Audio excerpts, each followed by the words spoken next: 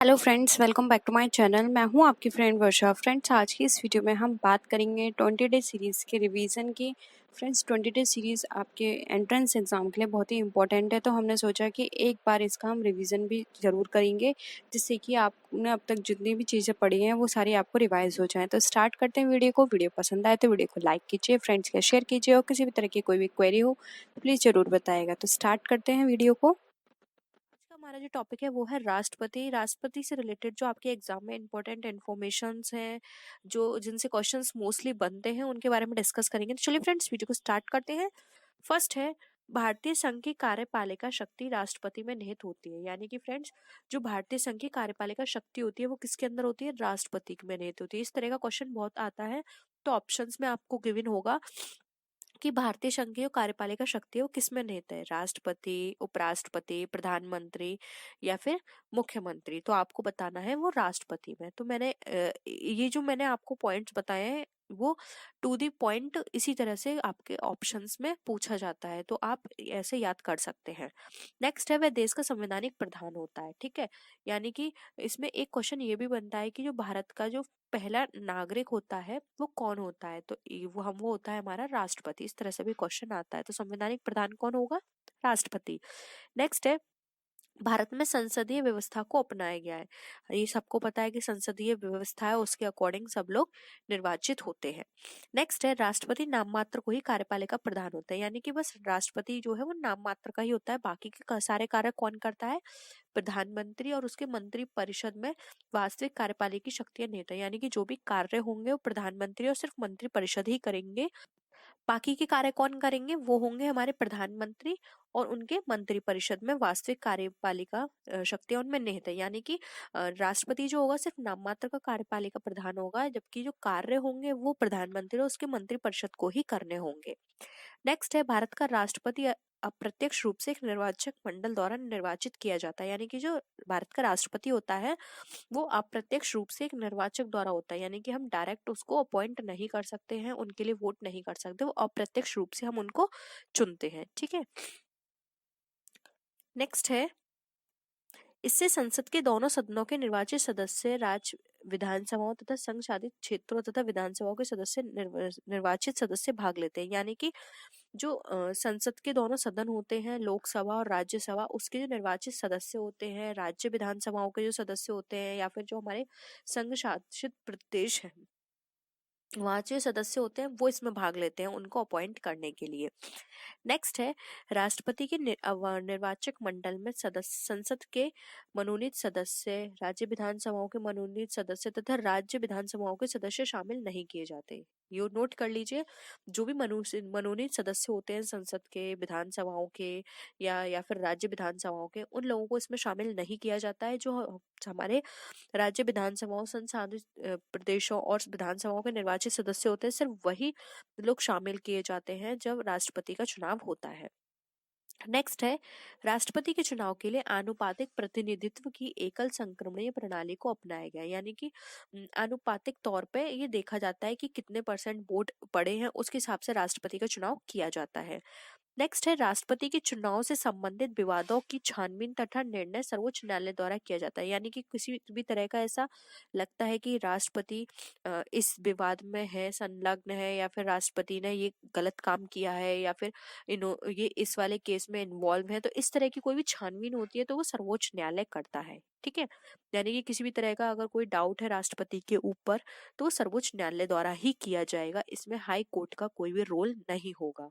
ठीक है, नेक्स्ट है, राष्ट्रपति का कार्यकाल कितना होता है? 5 वर्ष का। तो ये भी क्वेश्चन पूछा जाता है कि उसका उनका कार्यकाल कितना होता है। तो जो राष्ट्रपति होते हैं उनका जो कार्यकाल होता है वो 5 वर्ष के लिए होता है। 5 वर्ष के बाद फिर से ये होता है इनका निर्वाचन। नेक्स्ट है, भारतीय संविधान के अनुच्छेद 61, यानी कि अनुच्छेद 61 की बात करें तो राष्ट्रपति द्वारा संविधान का उल्लंघन करने पर उनके विरुद्ध महाभियोग चलाकर उसे पदच्युत किया जा सकता है। यानी कि उनको पद से हटाया जा सकता है। ये 61 के अंदर बताया गया है कि राष्ट्रपति द्वारा संविधान का उल्लंघन करने पर अगर वो संविधान का उल्लंघन करते हैं तो उनके खिलाफ महाभियोग चलाकर उनको पद से हटाया जा सकता है। लेकिन फ्रेंड्स, दोनों सदनों में 2/3 वोट होगा अगर उनके खिलाफ, तभी उन पे महाभियोग चलाया जा सकता है। और उसमें एक और इम्पोर्टेंट बात है कि फ्रेंड्स, जो राष्ट्रपति होगा उनको 14 डेज पहले से बताना होगा कि आप पर महायोग चलाया जा रहा है। ठीक है, उनको ये बताना होगा, इन्फॉर्मेशन 14 दिन पहले देनी होगी, तभी आप उनपे महायोग चला सकते हो। और दोनों सदनों में 2/3 वोट से पास होना चाहिए, तभी महायोग चलाया जा सकता है, और फिर महायोग चलाकर उनको पद से हटाया जा सकता है। नेक्स्ट है, महायोग प्रस्ताव संसद के किसी भी सदन में लाया जा सकता है। तो ये किसी भी सदन में ला सकते हैं, फिर चाहे वो लोकसभा हो राज्यसभा हो। ठीक है, नेक्स्ट है, राष्ट्रपति सशस्त्र सैन्य बलों का प्रधान होता है, यानी कि जो हमारा राष्ट्रपति है वो सशस्त्र सैन्य बल का प्रधान होगा। सशस्त्र सैन्य बल समझते हैं आप, जो हमारी थल सेना है, जल सेना है, वायु सेना है, इन तीनों का प्रधान माना जाता है हमारा राष्ट्रपति। नेक्स्ट है, कार्यपालिका संबंधी शक्तियां। अब देखो, कार्यपालिका संबंधी हमारे राष्ट्रपति पे कौन कौन सी शक्तियां होती हैं, जैसे महत्वपूर्ण अधिकारियों की नियुक्ति करना, जैसे कि सीजीआई हो गया। ठीक है, और वो जो बड़े बड़े लोग होते हैं उनकी नियुक्ति हमारे राष्ट्रपति द्वारा की जाती है। पद की नियुक्ति व शासन संचालन संबंधी शक्ति, सैनिक क्षेत्र में इत्यादि शक्ति, जैसे कि मैंने आपको बताया था ऊपर अभी कि थल सेना, वायु सेना और जो हमारी जल सेना होती है, इनके जो बड़े वो होते हैं, हेड जो होते हैं, इनकी नियुक्ति हमारे इनके द्वारा, राष्ट्रपति के द्वारा की जाती है। अब देखिए, इनके कुछ विधायी शक्तियां होती हैं। फ्रेंड्स, ये विधायी आप इस तरह से लिखिएगा, विधायी इस तरह से है। ठीक है, कुछ विधायी इनके पास शक्तियां होती है, जैसे कि विधायक की क्षेत्र का प्रशासन, संसद सदस्यों का मनोनयन, अध्यादेश जारी करने की शक्ति, त्यागी संबंधी द्वारा राष्ट्रपति को देश या उसके किसी हिस्से से आसन संकट से निपटने के लिए आपातकालीन शक्तियां प्रदान गई, जिसका प्रयोग में केंद्रीय मंत्रिमंडल की सलाह से करता है। यानी कि इनको, इनके पास कुछ ऐसी शक्तियां भी होती हैं, अगर इनको लगता है कि किसी भी तरह का कोई संकट आ रहा है राज्य में, किसी भी देश के किसी भी राज्य में, तो अगर इनको लगता है तो ये अपनी इन शक्तियों का प्रयोग कर सकते हैं। और ये प्रयोग सिर्फ तभी कर सकते हैं जो भी इनका केंद्रीय मंत्रिमंडल होगा, उनकी सलाह होगी, उनकी सलाह मशवरे से ये उन सब जो भी इनको शक्तियां मिली हुई हैं उनका प्रयोग करके ये वहां पर किसी भी तरह की आपातकालीन शक्तियां लागू कर सकते हैं। जैसे कि युद्ध, बाहरी आक्रमण या सशस्त्र विद्रोह की स्थिति से संबंधित आपातकालीन व्यवस्था है, वो है सेक्शन 352 के अकॉर्डिंग। ये हमारी कैसे हो गई फ्रेंड्स, ये हमारी कहलाती है हमारी नेशनल इमरजेंसी। नोट कर लीजिए, पूछा जाता है नेशनल इमरजेंसी किस सेक्शन में बताई गई है, तो ये बताई गई है सेक्शन 352 के अकॉर्डिंग। अगर इनको किसी भी तरह का बाहरी आक्रमण या विद्रोह कोई लगती है स्थिति, तो नेशनल इमरजेंसी लगा सकते हैं, जो कि सेक्शन 352 में बताई गई है। नेक्स्ट आता है, राज्य में संवैधानिक तंत्र के विफल होने से उत्पन्न आपातकालीन व्यवस्था, यानी किसी राज्य में लगता है कि वहां पे लड़ाई दंगा हो सकता है, तो वो इस तरह की इमरजेंसी यूज करते हैं। तो फ्रेंड्स, इस इमरजेंसी को बोला जाता है स्टेट इमरजेंसी, जो कि किसी राज्य में लगाई जाती है। ठीक है, 2 से 3 राज्यों में भी लगा सकते हैं। ठीक है, तो ये आते हैं, डिफाइन की गई है हमारी सेक्शन 356 में। नेक्स्ट आता है विपत्ति के संकट, यानी कि जब हमारे पास कोई फाइनेंशियल किसी भी तरह की प्रॉब्लम आती है, तो वहां पे लगाई जाती है हमारी फाइनेंशियल इमरजेंसी, जो कि हमारी डिफाइन की गई है फ्रेंड 360 में।